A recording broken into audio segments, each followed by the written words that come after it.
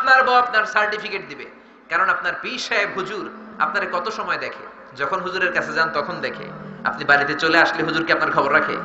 রাখতে পারে না, ব্যস্ততার কারণে।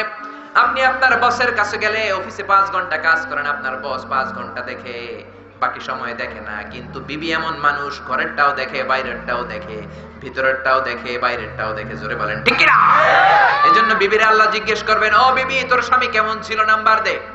কি দিবি, এ প্লাস দিবি নাকি এ দিবি নাকি সি দিবি নাকি ডি? আজকে রাতের বেলা বিবিরে বলবেন, ও আমার প্রাণের বিবি, ও আমার টুনটুনি, আমারে কি দিবা? আমারে কি তুমি কিয়ামতের দিন এ প্লাস দিবা নাকি সি দিবা নাকি ডি দিবা? দেখবেন সবাই বলবে এ প্লাস দিব। জোরে কোন ঠিক কিনা? আপনারা হেগরে খুশি করলে হেরাও আপনাগরে খুশি করবো, কোন ঠিক কিনা? এজন্য মারামারি করা যাবে না, ভালোবাসার মধ্য দিয়ে। অনেকে বিবির সাথে ভালো আচরণ করে না, বিবিরে গিফট দিতে চায় না। বিবিকে যদি গিফট দেন, বিবিকে যদি কোনো কিছু কিনে দেন, ওই কিনে দেওয়ার মধ্যেও সওয়াব আছে না নাই? বিবির হাতের সাথে 2 হাত মিলালে 2 জনের সগীরা গুনাহ মাফ করে দেয় কে? বিবিকে যে প্রতিদিন কসমেটিক্স এর জন্য টাকা দেন, কাপড় কেনার জন্য টাকা দেন, ওই টাকাগুলোরে সদকা দেওয়ার সওয়াব হিসেবে আপনার আমলনামায় তুলে দেয় কে? আল্লাহু আকবার। এজন্য বিবির সাথে ভালো আচরণ করেন। আপনার সার্টিফিকেট আল্লাহ বিবির কাছ থেকে নিবে, বিবির প্রশংসা করেন। অনেকে যৌতুকের জন্য বিবিরে পেয়ে এরকম কপাল পড়া বেয়াদব আছে না নাই? যৌতুকের সাথে আমাদের কোনো সম্পর্ক। বিবির প্রশংসা করেন। অনেকে বিবির প্রশংসা করে না, ছিরকি দিয়ে কথা বলে, খালি ধমক দেয়, বারবার রাগ দেখায়, বাবুগিরি দেখায়, সাহেবগিরি দেখায়, আছে না নাই? বিশ্বনবী কখনো বিবিদের সাথে সাহেবগিরি দেখাতেন না, বাবুগিরি দেখাতেন না। রোমান্টিক আচরণ করতেন, রোমান্টিক আচরণ করতেন। কখনো গালমন্দ নয়, কখনো খারাপ আচরণ নয়, কখনো স্ত্রীদের সাথে গরম হবেন না, মিষ্টি মিষ্টি আচরণ করেন, বিবির প্রশংসা করেন। আপনি 10,000 টাকা দিলে আপনার বিবি তত খুশি হবে না। আপনি যদি বলেন তুমি অনেক সুন্দরী, তার চেয়ে বেশি খুশি হয়ে যাবে, কারণ ঠিক কিনা? আপনি লাখ টাকা দিলেও খুশি হবে না। আপনি যদি বলেন তোমার রান্নাটা মজা হয়েছে, অনেক খুশি হয়ে যাবে, জোরে কারণ ঠিক কিনা? এই জন্য বিবিদের সাথে রোমান্টিক হন। অনেকে স্বামী স্ত্রী তারা রোমান্টিক হতে চায় না। স্বামী স্ত্রী যদি তারা রোমান্টিক হয়, এই রোমান্টিসিজমও সওয়াব আছে না নাই? আপনি অন্য ভাবিরে যদি চোখ টিপ দেন, পাশের বাড়ির ভাবির সাথে যদি পরকিয়া করেন, গুনাহ আছে না নাই? আর নিজের বিবিরে যদি ফুল কিনে দেন, ওই ফুল কিনাতেও সওয়াব আছে না নাই? বিবিরে যদি ভালোবাসার গান শোনান, সওয়াব আছে না নাই? আত রাতে যদি ঘুম ভেঙে যায়, মনে পড়ে মোরে প্রিয়, চাঁদ হয়ে রব আকাশের গায়ে, বাতায়ন খুলে দিও। পড়েন আমিন। একটা স্বামী যদি তার স্ত্রীর এরকম গান শোনায়, স্ত্রী যদি স্বামীকে গান শোনায়, তাদের মধ্যে প্যার বাড়িয়ে দিবে কে? আল্লাহ। এজন্য প্রশংসা করবেন। স্ত্রীকে সময় দেন, অনেকে সময়ই দেয় না। সকাল 8টায় যায়, 5টায় আসে, রাতের বেলা ঘুমিয়ে যায়। বিবিটা চায় তার স্বামী তার সাথে একটু মজার আলাপ করুক, কৌতুক করুক, হাসি ঠাট্টা করুক, কোন ঠিক কিনা? প্রশংসা করতে হবে, কারণ আপনার বউ আপনার জন্য সাজে, আপনার জন্য লিপস্টিক দেয়, আপনার জন্য চুলে বেনি পাকায়, আপনার জন্য মাথার মধ্যে খোপায় ফুল দেয়। একদিনও প্রশংসা করলেন না। আরেকবারে কয়ে বলল, ভাবি আপনার হ্যাপি লাগতেছে, হ্যাপি হ্যাপি।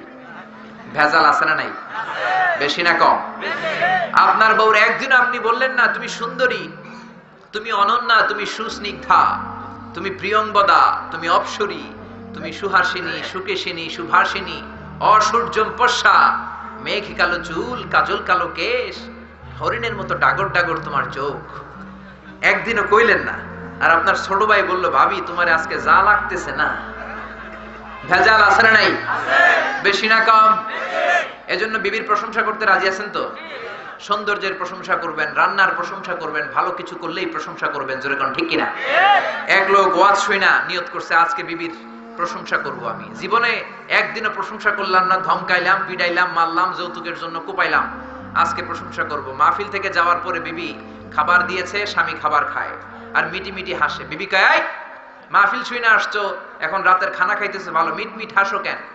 হাসি তার কারণ হইছে তোমার রান্নাটা আজকে এত মজা হইছে না, জীবনে এত মজার রান্না খাই নাই। রান্না মজা হইছে এটা শুই না বিবি তো তেলে বেগুনে জ্বলে উঠছে। কি রান্না মজা হইছে মানে? বিগত 10 বছর ধরে তোমারে রান্না করে খাওয়াই, একদিনও প্রশংসা করলা না। আর আজকে পাশের ঘরের ভাবি একটু গরুর গোশতের তরকারি পাঠাইছিল,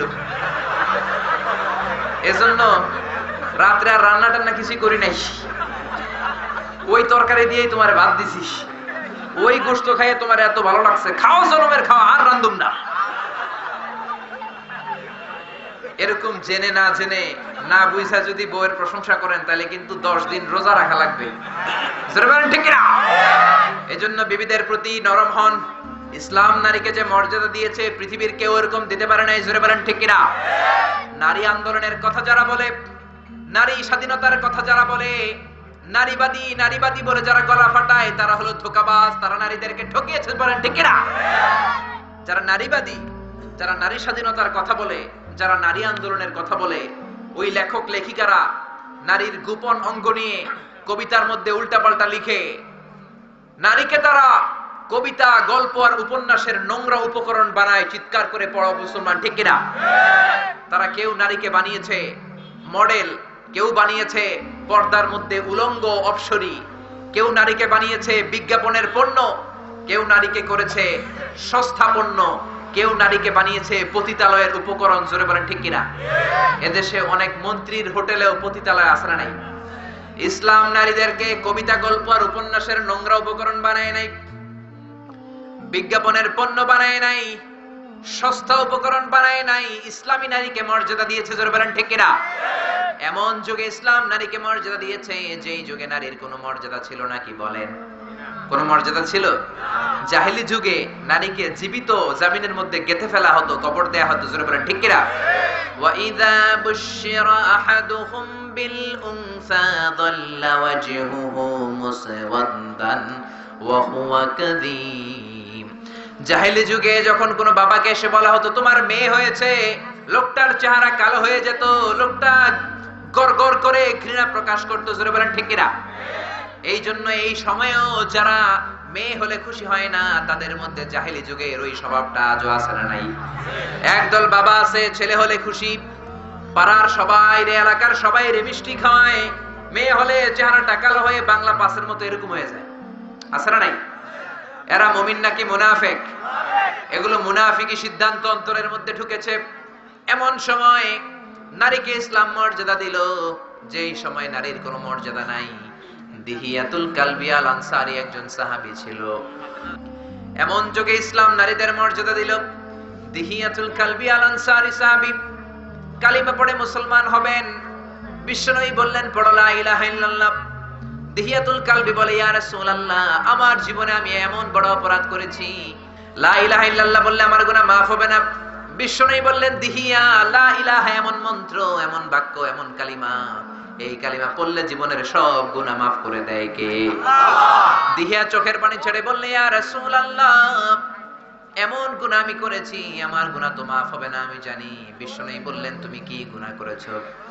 দিহিয়াতুল কালবি বললেন ইয়া রাসূলুল্লাহ, ইয়া হাবিবাল্লাহ, আল্লাহ আমাকে 10টা মেয়ে সন্তান দিয়েছে জাহিলি যুগে।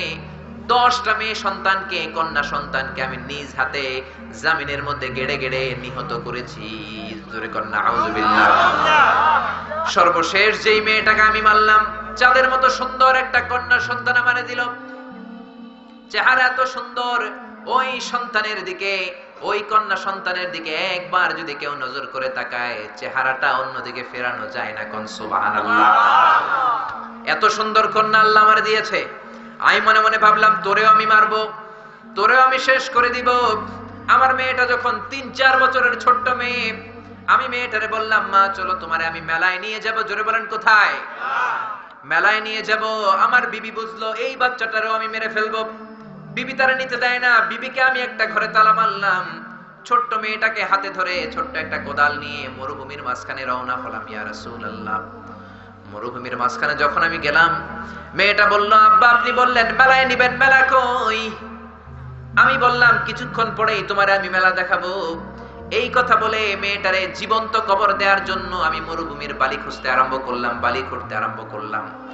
আমি কোদাল দিয়ে বালি সরাচ্ছি, মরুভূমির বাতাসের ধাক্কায় বালুগুলো আমার দাড়ির মধ্যে লাগছিল। ইয়া রাসূলুল্লাহ, আমার 3-4 বছরের চাঁদের টুকরো মেয়েটা আমার দাড়ি থেকে বালুগুলো এরকম ছেড়ে দিচ্ছিল। আল্লাহু আকবার। তারপরে আমি পাষণ্ডের কলিজায় কোনো মায়া হয় না, কোনো দয়া হয় না। কবর খুঁজে যখন শেষ করলাম, আমি মেয়েটারে বললাম ও মা ওই যে দেখো দূরে মেলা দেখা যায়। মেয়েটা ওই দূরে তাকালো, মেয়েটা তাকিয়ে আছে, পেছন দিক থেকে এসে আমি পাষণ্ডের মতো আমার মেয়েটার পিঠে একটা জোরে ধাক্কা মেরে ওই খোঁড়া কবরের মধ্যে ফেলে দিলাম। আমার মেয়েটা বিশ্বাসই করতে পারলো না যে আমি তারে ধাক্কা দিয়েছি। আমার কলিজার টুকরা মেয়েটা মনে করেছে আমার পায়ের সাথে বাড়ি খেয়ে সে পড়ে গিয়েছে। সে বলে, আব্বা আমি পড়ে গিয়েছি, আমারে উঠাও। ইয়া রাসূলুল্লাহ, ইয়া হাবিবাল্লাহ। তখন আমার অন্তরের মধ্যে কোনো দয়া লাগে না। আমি এবার মাটিগুলো বালিগুলো তার চেহারার মধ্যে মারতে লাগলাম। জীবন্ত তাকে কবর দেওয়ার জন্য মাটি মারতে আরম্ভ করলাম। এবার আমার মেয়েটা বুঝলো আমি তাকে মারার জন্য এনেছি। চোখের পানি ছেড়ে চিৎকার দিয়ে আমার মেয়েটা আমার ডেকে বলে, আব্বা, জীবনে তোমারে কোনোদিন আর আব্বা বলে পরিচয় দিব না। আমারে তুমি প্রাণে মেরো না, আমারে তুমি জানে মেরো না। আমার দুটি চোখ যেই দিকে যাবে চলে যাব। কোনোদিন সমাজের মাঝখানে তোমারে আব্বা বলে আমি ডাকবো না, আমারে তুমি প্রাণে মেরো না। ইয়া রাসূলুল্লাহ, তখন আমার কলিজা নরম হয় না। আমি মাটি মারতে আরম্ভ করলাম, বালু মারতে আরম্ভ করলাম। কই মাছ ডাঙ্গার মধ্যে উঠলে যেমনি ছটফট করে, বালু মাখা মেয়েটা কবরের মধ্যে এরকম ছটফট করতে শুরু করলো। আমি পাথরের পর পাথর মেরে মেরে আমার মেয়ের দেহটারে ছিন্ন বিচ্ছিন্ন করে দিলাম। বিশ্বনবী এই ঘটনা শুনে চোখের পানি ছেড়ে দিলেন, ধা ধা করে কাঁদতে শুরু করে দিলেন। ডেকে বললেন, ও দিহিয়া, কেমন করে মানুষ এত পাষণ্ড হয়, কেমন করে মানুষ এত নির্দয় হয়, কেমন করে মানুষ এরকম হয়। দিহিয়া বলে, ইয়া রাসূলুল্লাহ, বলেছিলাম না যে আমার অপরাধ এত বেশি, কালেমা পড়লে লাভ হবে না। বিশ্বনবী দিহিয়ার জড়িয়ে ধরলেন। দিহিয়া চিৎকার করে হাউমাউ করে কান্না শুরু করে দিল। বিশ্বনবী বললেন, দিহিয়া রে, কালেমাটা এমন কালিমা, ইখলাসের সাথে মন দিয়ে প্রাণ দিয়ে যে কেউ যদি কালিমা পড়ে মুসলমান হয়, আল্লাহ তার জীবনের সব গুনাহ মাফ করে দেয় রে দিহিয়া। সুবহানাল্লাহ পড়েন। তুমি যদি কালিমার মতো কালিমা পড়ো, তোমার ওই সব গুনাহগুলোরও মাফ করে দিবে কে? আল্লাহ। এমন একটা যুগ ছিল, মেয়ে হলে বাবারা খুশি হতো না, জীবিত মাটিতে দাফন করত। ওই যুগে ইসলাম নারীকে মর্যাদা দিয়েছে, বর্তমান যুগে নয়। যেই যুগে নারী হলে নারীকে কোপানো হতো, ওই যুগে ইসলাম বলল, আদ-দুনিয়া কুল্লুহা মাতাউন ওয়া খায়রু মাতা'আদ দুনিয়া আল মারআতুস সালিহা। এই দুনিয়ার সব কিছু হলো সম্পদ, আর সব সম্পদের মধ্যে সবচাইতে দামি সম্পদ হলো সতী সাধবী নারী। আল্লাহু আকবার। নারীগুলো সবচাইতে দামি সম্পদ। একটা কন্যা সন্তান জন্মের পর থেকে মৃত্যু পর্যন্ত যতগুলা জীবনের স্তর পার করে, সবগুলা স্তরেই এক একটা নারীকে মর্যাদা দিয়েছে কে? এজন্য খবরদার, নারী স্বাধীনতার কথা যারা বলে তারা মর্যাদা দেয় নাই। নারী আন্দোলনের কথা যারা বলে এরা নারীকে ঠকিয়েছে। জোরে বলেন ঠিক কিনা? একটা কন্যা সন্তান যখন জন্ম নেয়, ইসলাম বলে খায়রুকুম মান বুক্কিরা বিল উনসা, যেই ঘরের প্রথম সন্তানটা কন্যা হয়, ওই ঘরটারে বরকত দিয়ে ভরে দেয় কে? আল্লাহ। এজন্য প্রথমে যাদের কন্যা হয়েছে আপনারা সোনার কপাল নিয়ে এসেছেন মিয়া, আপনারা কপালওয়ালা। আল্লাহ যখন কোরআনে ছেলে দেন মেয়ে দেন এই আয়াতের কথা বললেন, মেয়ের কথা দিয়ে আয়াতটা শুরু করলেন। মেয়েকে আরবিতে বলে ইনাস। কি বলে? ইনাস। আল্লাহ বলেন, ইয়াহাবু লিমান ইয়াশাউ ইনাসা ওয়া ইয়াহাবু লিমান ইয়াশাউল যুকুর। আল্লাহ যারা চান মেয়ে দেন, চাইলে ছেলে দেন, চাইলে ছেলে মেয়ে দুইটাই দেন, আবার চাইলে তিনি ছেলেও দেন না মেয়েও দেন না, নিঃসন্তান বানিয়ে রাখেন তিনি কে? আল্লাহ। এজন্য ছেলে কি মাজারে যে ছেলে চাইলে ছেলে পাওয়া যায় নাকি? ছেলে চাইতে হবে একজনের কাছে, তিনি কে? আল্লাহ। এজন্য প্রথম সন্তান যদি কন্যা হয়, ঘরটা বরকতময়। মুসা আলাইহিস সালাম আল্লাহরে বললেন, মাওলা মাতা তারদা আন ইবাদাতিকা, কখন ইবাদিকা, কখন আপনি আপনার বান্দার উপর খুশি হন? আল্লাহ বললেন, চারটা সময় আমি খুশি হই, কিন্তু আমার বান্দা খুশি হয় না। শুনতেছেন? আপনাদের মনোযোগ আছে তো? চারটা সময় আমি বান্দার উপর খুশি হই, কিন্তু আমার বান্দা খুশি হয় না। এক নাম্বার, কোন ব্যক্তির উপর যদি আমি আল্লাহ বেশি খুশি হয়ে যাই, বারবার রোগ বালাই দিয়ে ওই ব্যক্তিকে পরীক্ষা করে শুরু করে দেই। এই জন্য যদি রোগ বালাই হয়, জেল জরিমানা হয়, ভয়ের কোনো কারণ নাই। মিয়া জোরে বলেন ঠিক কিনা? আসাদুন নাসি বালাআন আল আম্বিয়া সুম্মাল আমসাল ফাল আমসাল। নবীদেরকে আল্লাহ সবচাইতে বেশি পরীক্ষা নেন, কারণ নবীদের তাকওয়া সবচেয়ে বড়। তারপরে আল্লাহ সাহাবীদেরকে নেন, তারপরে তাবিঈদেরকে নেন, তারপরে ওলিয়া উলিয়াদেরকে নেন। যে আল্লাহর কাছে সব চাইতে বেশি প্রিয় তার পরীক্ষাটাও আল্লাহর কাছে বেশি। জোরে বলেন ঠিক কিনা? এজন্য জেলের মধ্যে বসে বসে যদি কোনো মুফাসসির কাঁদে, তার জন্য চিন্তার কোনো কারণ নাই। জোরে বলেন ঠিক কিনা? তার মর্যাদা বাড়িয়ে দিচ্ছে কে? আল্লাহ। ওলির চেয়ে বড় ওলি করে দিচ্ছে কে? আল্লাহ। আপনার যদি রোগ না হয় বুঝবেন আপনার ঝামেলা আছে। আমরা রোগ আসলে কাঁদি, আমাদের মধ্যে বালা মুসিবত আসলে কাঁদি। সাহাবাদের যদি রোগ না আসতো, বালা মুসিবত না আসতো, তারা কাঁদতে শুরু করতেন। তারা বলতেন, হায় হায়, মনে হয় আল্লাহ আমারে পছন্দ করে না, আল্লাহ আমারে রোগ দেয় না কেন, আল্লাহ আমারে বালা মুসিবতে ফেলে না কেন, আল্লাহ আমারে বিপদ দেয় না কেন। এই জন্য বিপদের মধ্যে থাকলে আপনি কষ্ট পাওয়ার কারণ নাই, আপনার গুনাহগুলোরে মাফ করে দিচ্ছে কে? আল্লাহ। মুফাসসিরে কোরআন জেলখানার মধ্যে কাঁদে, চিন্তার কোনো কারণ নাই, আল্লাহ তারে ওলিয়া উলিয়া বানিয়ে নিবেন। জোরে বলেন ঠিক কিনা? কয়জনের মুখে আপনি টেপ লাগাবেন? এক মুফাসসির কারাগারে তো লক্ষ মুফাসসির ঘরে ঘরে। জোরে বলেন ঠিক কিনা? কোরআনের কথা চলবেই চলবে। আমাদের সাথে কোন দলের মতবিরোধ নাই, সব দলের লোকেরা আমার ভাই। জোরে বলেন ঠিক কিনা? আমরা সবাই কোরআনের পাগল। জোরে বলেন কিসের পাগল? ওই কোরআন নিয়ে মরতে চাই, বাঁচতে চাই। রাজি আছো মুসলমান? ইসলাম নারীকে মর্যাদা দিয়েছে কত বেশি। খায়রুকুম মান বুকিরা বিল উনসা, খায়রুকুম মান বুকিরা বিল উনসা। যেই ঘরের প্রথম সন্তান মেয়ে, ঘরটারে বরকতময় করে দেয় কে? আল্লাহ। মেয়ে হইলে নাখোশ হবেন না তো? হ্যাঁ, মেয়ে যদি হয় বরকত বেশি না কম? জোরে বলেন না, বেশি না কম? এবার কন্যা সন্তানটা একটু বড় হলো, কিশোরী যুবতী। ইসলাম বলে কোন বাবা যদি কোন যুবতী মেয়েকে, কিশোরী মেয়েকে কোরআন শিখিয়ে, ইসলাম শিখিয়ে, শিক্ষাদান করে, পাঠদান করে কোন ভালো পাত্রের হাতে তুলে দেয়, ওই বাবার জন্য আটটা জান্নাতের দরজা খুলে দেয় কে? এবার মেয়েটা কারো বউ